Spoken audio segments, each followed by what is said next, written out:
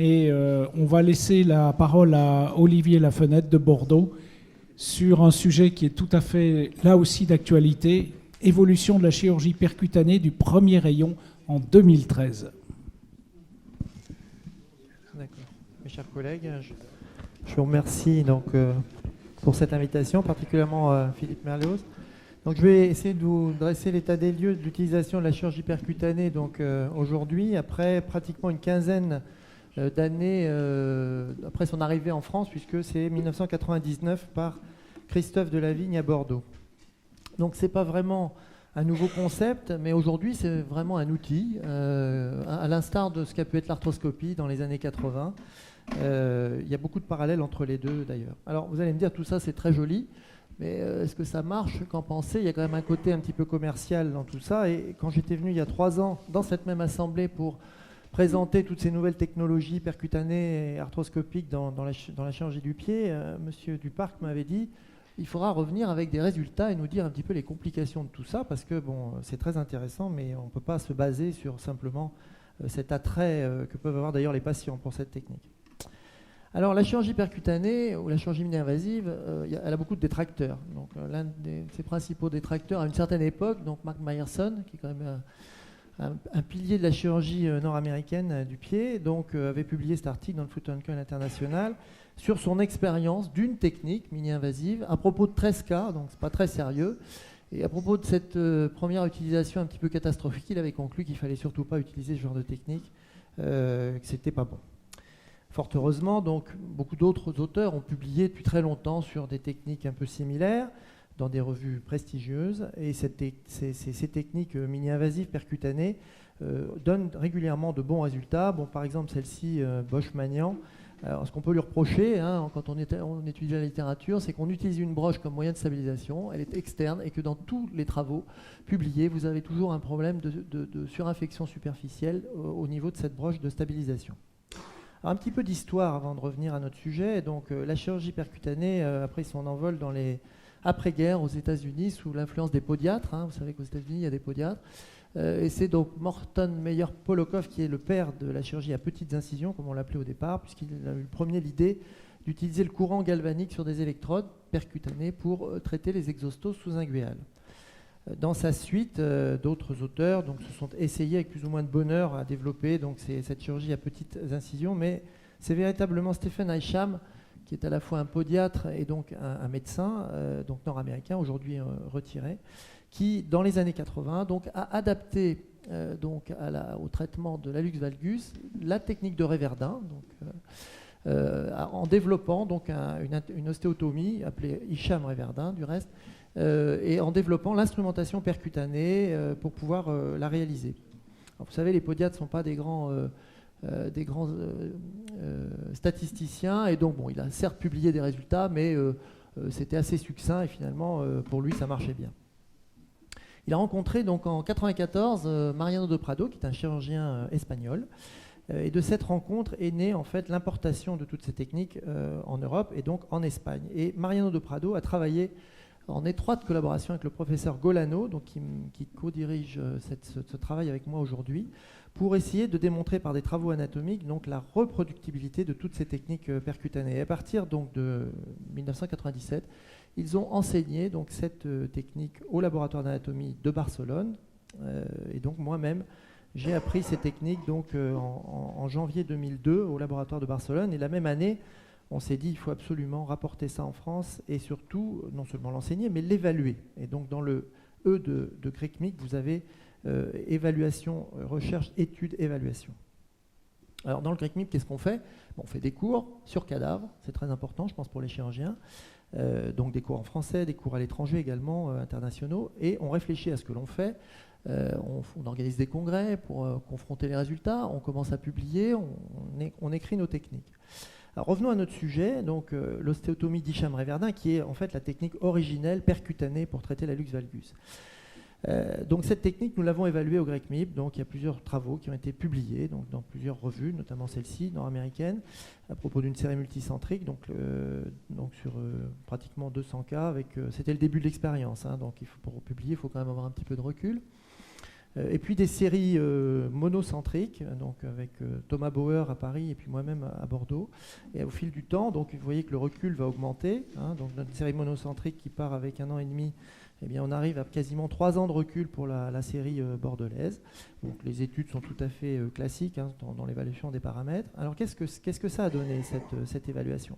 Concernant la série multicentrique, correction statistiquement significative des paramètres, satisfaction des patients, rien de très étonnant. Par contre, si vous regardez les mobilités, vous voyez que vous avez une diminution de la mobilité en flexion dorsale comme en flexion plantaire. Donc déjà un premier écueil, une certaine raideur post-opératoire. Vous allez me dire, la chirurgie, ça enraidit, mais celle-ci avait l'air d'enraidir quand même un petit peu plus que les autres.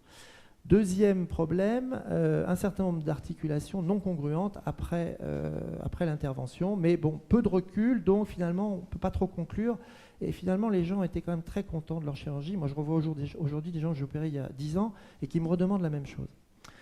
Deuxième série, un petit peu plus de recul, une série monocentrique. Donc là, même satisfaction, toujours l'enraidissement. Un petit peu plus, bon, les chiffres sont à peu près les mêmes. Enfin, par contre, plus de recul, plus d'incongruence post-opératoire. Donc là, ça pose quand même vraiment un problème. C'est-à-dire qu'on n'est pas capable finalement de définir la position finale de cette tête métatarsienne. Et donc là, on hypothèque peut-être quelque peu un peu l'avenir. Troisième série, le plus grand recul. Toujours une satisfaction des patients et une correction des angles et toujours un petit peu de raideur. Concernant les complications, donc là vous les avez pour les 3 séries. Alors il y a des complications dans la chirurgie percutanée qui sont liées à son apprentissage et à son usage, donc l'utilisation de fraises rotatives, les brûlures cutanées. Moi par exemple, j'ai fait mon apprentissage exclusivement sur cette technique du premier rayon. Donc toutes mes brûlures cutanées, je les ai eues sur cette technique. Quand j'ai fait après les rayons latéraux et les orteils, je n'ai jamais eu de problème donc de brûlure cutanée. Mais vous avez donc la raideur, vous la voyez, la raideur, donc elle était plus présente au début de l'expérience, peut-être un peu moins après. Et puis vous voyez donc sur la série avec le plus long recul, des images d'arthrose qui commencent à arriver. Donc des images arthrosiques, pas de conséquences cliniques, pas de reprise parce qu'on a de l'arthrose, mais des images avec des pincements articulaires. Alors finalement, qu'est-ce qu'on doit en penser? Donc les patients restent contents, à peu près 9 fois sur 10, ils sont très contents. C'est une bonne technique qui va réorienter la surface articulaire. Malheureusement, il n'y a pas de fixation dans cette technique. Les ostéosynthèses sont maintenues par le pansement post-opératoire. Il y a une certaine raideur articulaire qui est liée à la boue osseuse, en fait, parce qu'on va, je ne vous ai pas exposé la technique, mais on va réduire d'abord un peu le volume de la tête en allant la fraiser à l'intérieur. Donc on a une espèce de pâte osseuse qui, je le pense, est responsable de cette raideur. Et puis on a cette situation un petit peu incertaine de la position finale de la tête avec une incongruence articulaire. Et puis bien sûr, c'est une technique qui est difficile à apprendre et il y a un effet donc opérateur, ça on l'a très bien montré avec l'étude multicentrique. Donc c'est une ostéotomie qui est logique, mais avec donc une planification finale de la longueur du métatarsien et de la position de la tête qui est quand même assez incertaine.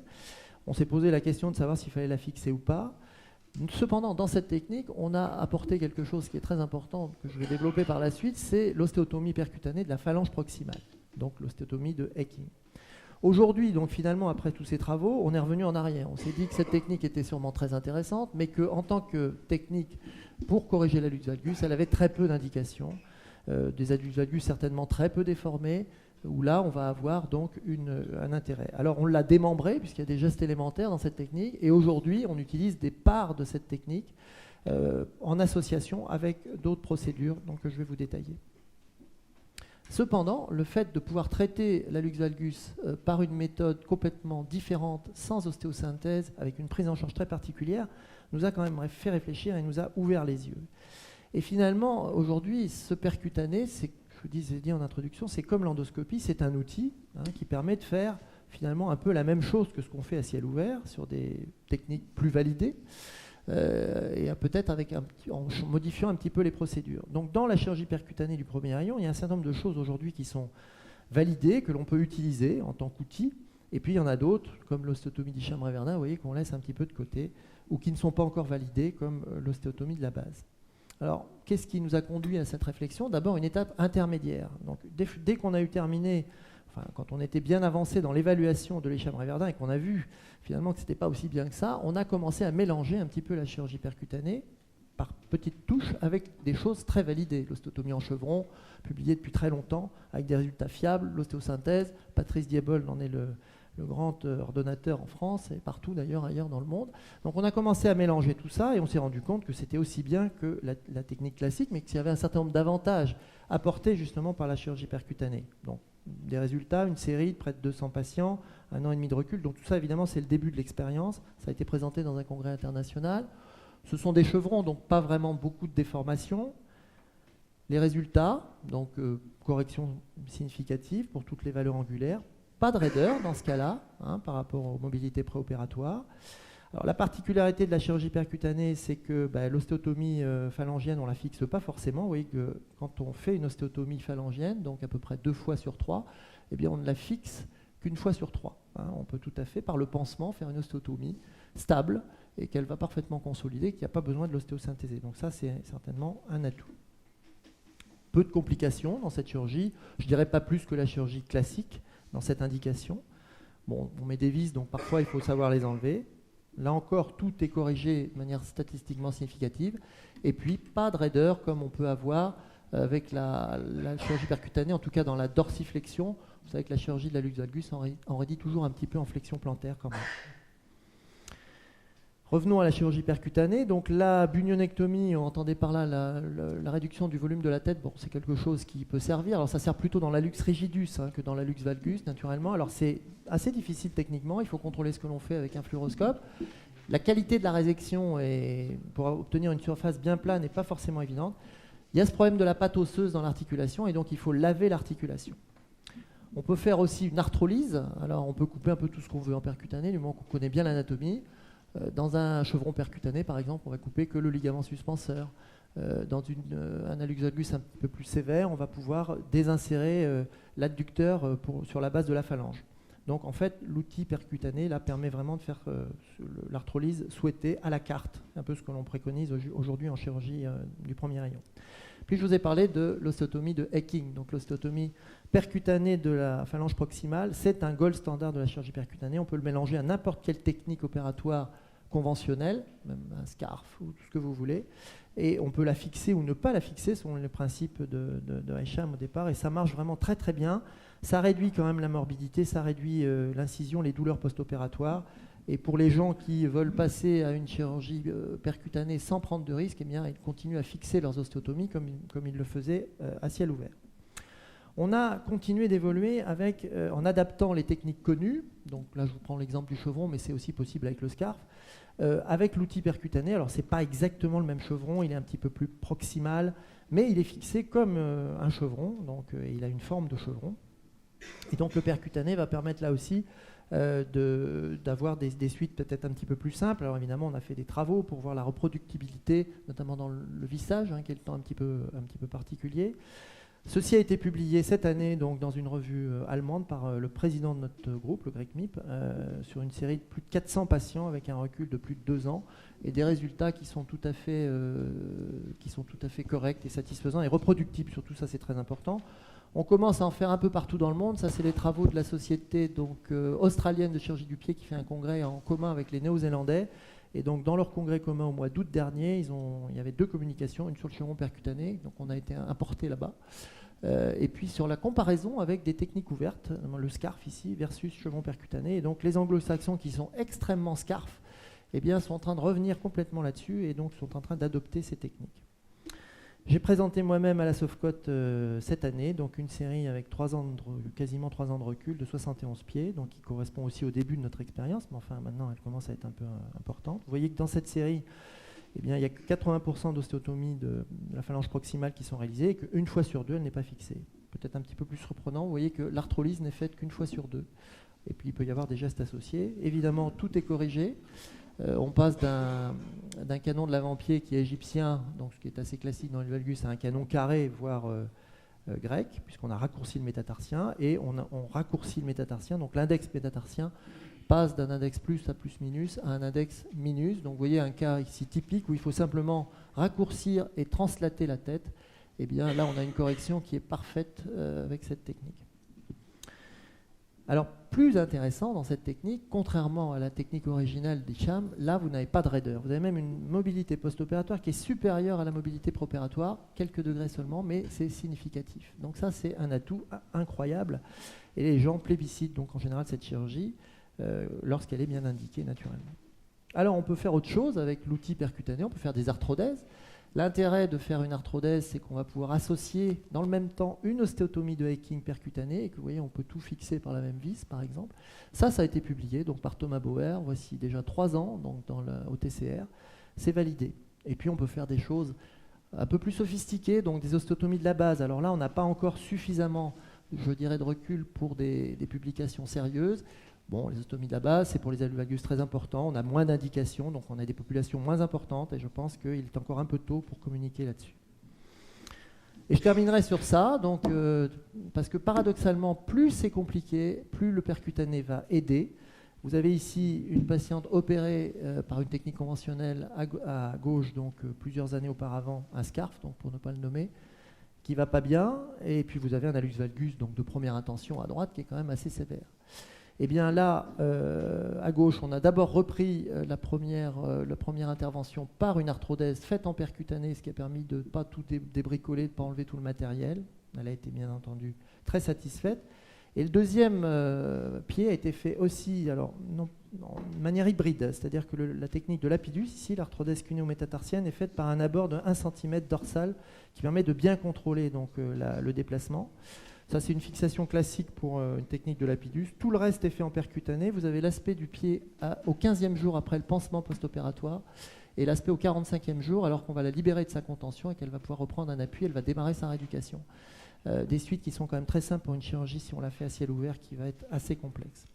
Je termine donc sur cette diapo. Alors, elle est en anglais volontairement, puisque finalement, avec notre français, on n'arrive pas à divulguer nos idées. Il faut malheureusement écrire en anglais pour que ce soit lu. Et donc le grec MIP a été obligé de s'internationaliser. On fait des cours maintenant à l'université de Barcelone qui sont en anglais où des gens du monde entier viennent apprendre ces techniques. Et ça permet de rencontrer des chirurgiens dans tous les pays du monde qui se mettent à toutes ces techniques, mais avec toujours le souci d'évaluer, parce qu'il ne faut pas donc plonger dans les techniques percutanées parce qu'elles paraissent forcément fort sympathiques et faire des catastrophes. Il faut savoir revenir en arrière quand c'est nécessaire. Je vous remercie. Merci à Olivier Lafenêtre pour cette belle communication sur une chirurgie qui fait affluer les patients dans les hôpitaux et dans les consultations, et notamment les femmes, parce qu'elles sont souvent atteintes de ces pathologies. Avez-vous des questions, des remarques, des commentaires? Oui, il y en a plusieurs. Techniquement extrêmement intéressant et séduisant. J'ai remarqué sur un certain nombre de radios qu'il y avait des accourcissements importants du premier méta. Est-ce qu'on observe ensuite des défauts d'appui antéro-interne avec des surcharges du sous la deuxième tête qui en résultent? Non. L'accourcissement du premier métatarsien, c'est l'enseignement de Samuel Baruch. Baruch nous a appris avec le SCARF qu'il ne fallait pas avoir peur de raccourcir le métatarsien en l'abaissant, parce que l'accourcissement permet d'augmenter la mobilité post-opératoire. Le problème de la chirurgie, donc à ciel ouvert, même en percutané, si on met de l'os dans l'articulation, c'est la raideur des patients. On a de très belles radios, mais on a des pieds qui sont raides, et les gens ne sont pas forcément contents, et les femmes particulièrement qui veulent mettre des talons. Donc personnellement, je suis partisan d'un accourcissement modéré, qui va toujours de pair avec un abaissement, comme Samuel Baruch nous l'a très bien appris. On recule la tête et on la descend suffisamment. C'est ce que j'ai voulu faire dans le turon percutané au départ, parce que j'ai choisi mes cas avec des index métatarsiens plus ou plus minus, c'est-à-dire avec des premiers métatarsiens qui étaient longs.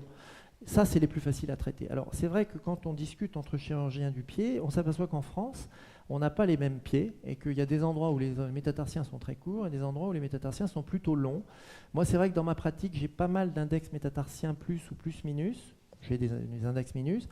Je suis beaucoup plus prudent quand il y a un index minus, évidemment, à ces transferts de charge. Et là, après, il faut savoir, alors pas comme faisait Baruch, parce que lui, il faisait systématiquement 1, 2, 3, 4, 5, il raisonnait sur les radios avec les longueurs. Alors ça va être très belle radio, mais ça fait des pieds qui, après, sont raides et les gens ne sont pas forcément contents. Mais l'analyse plus fine de ce qui se passe au niveau de la palette métatarsienne permet d'ajuster le niveau de descente de la première tête métatarsienne et éventuellement de faire des gestes complémentaires mesurés sur la palette métatarsienne.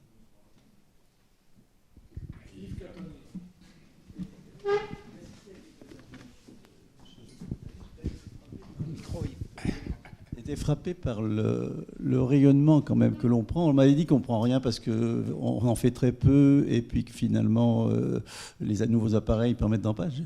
J'ai trouvé quand même que quand on en fait, et la plupart des gens en font 7-8 à la suite, on prend quand même des rayons. Alors, on se protège d'abord, on analyse donc une journée de chirurgie donc avec l'ampli, parce que moi je l'utilise même dans la chirurgie semi-ouverte, hein, c'est-à-dire quand je fais une chirurgie ouverte, je fais un coup d'ampli pour vérifier la position de la tête. C'est environ 2 microsieverts. Donc on a droit à 20 000 dans l'année. 2 microsieverts, donc quand je fais un Paris-Bordeaux en avion, je prends plus que ça. Donc il faut le savoir. Et on a aussi un dosimètre au niveau des mains, puisqu'en fait c'est les mains qui sont le plus exposées. Parce que les petits amplis, ils ont l'intérêt, c'est qu'au-delà de 60 cm, il n'y a rien. Donc effectivement, si on laisse ses mains dans le champ, et en fait sur les bacs que l'on a, c'est le double. C'est-à-dire que si je prends 2 microsieverts avec mon dosimètre actif ici, j'aurai 4 microsieverts au niveau de la main. Alors c'est pas nul, c'est à peu près entre 100 et 200 microsieverts par an. Voilà. Donc ça reste raisonnable. Alors on l'utilise beaucoup au début de l'expérience, ou quand on a des visiteurs, pour montrer. Mais après, un chevron percutané, où au début on mettait 2 minutes, maintenant on met 15 secondes. On contrôle les différents plans, en fait. Donc l'expertise fait qu'après on se sert peu de l'ampli, voire pas du tout. Mais c'est un problème, sûrement. Oui, je voulais demander à Olivier Lafenêtre, je crois qu'il y a effectivement ce que vous avez montré, c'est-à-dire une évolution dans le temps de ces techniques percutanées, que vous avez bien montré. Et on a l'impression, est-ce qu'il faut faire ce que l'on a appris en technique classique? Parce que vous dites très bien, finalement, on aborde la luxe valgus, puis on va couper finalement le ligament suspenseur, puis bientôt on va libérer peut-être un peu plus le sésamoïde pour avoir un appui.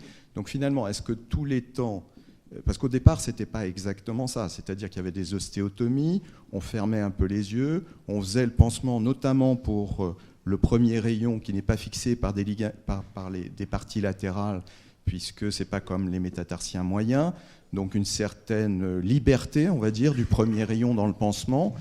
Finalement, on oubliait un peu tout et on faisait du percutané. Et quand on vous écoute, on a l'impression qu'on revient, j'allais dire, aux différents temps du classique par une technique percutanée. Et comme on ne veut pas l'aléa de la tenue du pansement, sauf probablement pour la première phalange, on arrive à fixer. Et finalement, on a changé simplement, j'allais dire, l'abord local.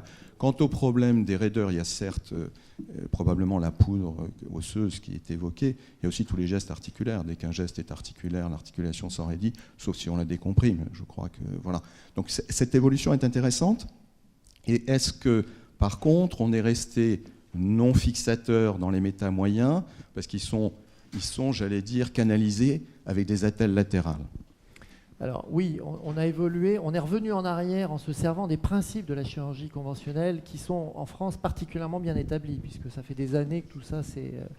Donc on n'a pas jeté au feu ce qu'on a adoré pendant des années, donc je crois qu'on a mis un peu de mesure dans tout ça, et vous avez raison, c'est une voie d'abord en fait, c'est une façon de faire, mais qui est certainement plus respectueuse de l'environnement, et un des intérêts aussi de cette chirurgie, c'est qu'elle est une chirurgie un peu à la carte, c'est-à-dire que c'est pas du systématique, on va pas vous faire l'arthrolyse tout à chaque fois, on fait un peu au pas à pas. Et ça c'est beaucoup plus vrai pour la palette métatarsienne et les griffes d'orteil, où il y a tout un tas de gestes, et en fait vous partez un peu à la carte, et donc la chirurgie percutanée c'est des petits gestes comme ça qui sont faits.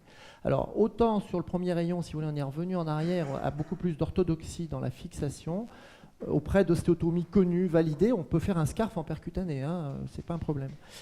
Autant au niveau des rayons latéraux et des petits orteils, alors là on est resté dans les principes de Stéphane Higham, parce que là vraiment c'est les avantages sont incommensurables, on a vraiment des meilleurs résultats, on n'a pas de raideur, on n'a pas toutes les raideurs du veil, parce que c'est une chirurgie qui est... Mais même dans la chirurgie intra-articulaire, c'est-à-dire que dans les rayons latéraux, vous avez des chirurgies extra-articulaires qui auront un avantage sur les ostéotomies type Wild parce qu'il n'y a pas de raideur, mais on fait un peu des ostéotomies de type Wild percutanées, c'est-à-dire qu'il y a un trait qui commence dans l'articulation, et bien là on est surpris parce qu'il n'y a pas de raideur non plus. Voilà. Donc, alors pourquoi ça, je ne peux pas vous dire.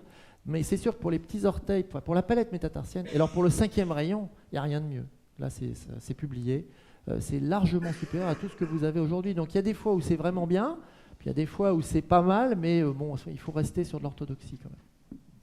J'avais une question à propos des douleurs post-opératoires. Est-ce que cette chirurgie percutanée apporte un plus sur le plan des douleurs post-opératoires? Parce que pour des non-spécialistes comme moi, la chirurgie du pied, c'est toujours dramatique. Bon, or, je m'occupe de la réorganisation des blocs à Ambroise Paré. On m'a dit, avec Thomas Bauer... Pas de douleur. Il n'y a pas de douleur. Non, c'est ce que m'ont dit des anesthésistes. Et pour que des anesthésistes disent des choses comme ça... bon, est-ce que cette chirurgie percutanée, comme dans d'autres chirurgies, s'accompagne de moins de douleurs post-opératoires? Quel est votre avis? Alors, il y a deux façons de répondre. Bon, d'abord, je vous dirais qu'aujourd'hui, la chirurgie de l'avant, la chirurgie du pied, c'est douloureux, bien sûr, mais que quand vous le faites dans une équipe qui a l'habitude, et notamment avec des anesthésistes, les gens ne souffrent pas. Donc ça, on l'a montré, quelle que soit la méthode. Donc, méthode classique, mini-invasive, percutanée. Donc, le niveau de douleur est très bien. Par contre, ce qu'on n'a pas étudié dans ces études, c'est dommage, c'est le niveau d'antalgique consommé. Alors, là, c'est l'expérience qui parle. Bon, moi, je fais à peu près 70% de ma chirurgie de l'avant-pied en ambulatoire. Donc, ils repartent le soir. Mais même quand ils ont 5 rayons de fait, hein, bon, ils ne sont pas sans arrêt pendus au téléphone. Donc, 80% des gens ne souffrent pas. Ils n'ont aucune douleur. Ils arrivent à la consultation à 15 jours pour faire le pansement et disent « j'attends encore mes douleurs ». Après, dans les 20% qui restent, vous en avez 19% qui ont des douleurs tout à fait banales, qui sont très bien gérées avec les protocoles antalgiques, et vous avez toujours 1 ou 2% de gens qui souffrent de toute façon, quel que soit le niveau de ce que vous allez faire. Donc aujourd'hui, c'est plus par, je dirais, les prises en charge des anesthésistes. Par contre, des gens qui ont eu un pied classique et un pied percutané vous le disent très bien. Ils vous disent « j'ai pas eu mal dans les deux cas, mais dans un cas, c'est vraiment très simple. J'ai pris un peu de Doliprane pendant 2 jours, et puis c'est tout. » Alors que dans l'autre cas, il a fallu pendant plus longtemps prendre des antalgiques de niveau un peu plus fort. Mais ça, on ne l'a pas prouvé. Je ne peux pas scientifiquement vous répondre. Pas d'autres questions? Merci beaucoup. On remercie Olivier Lafenêtre pour cette communication.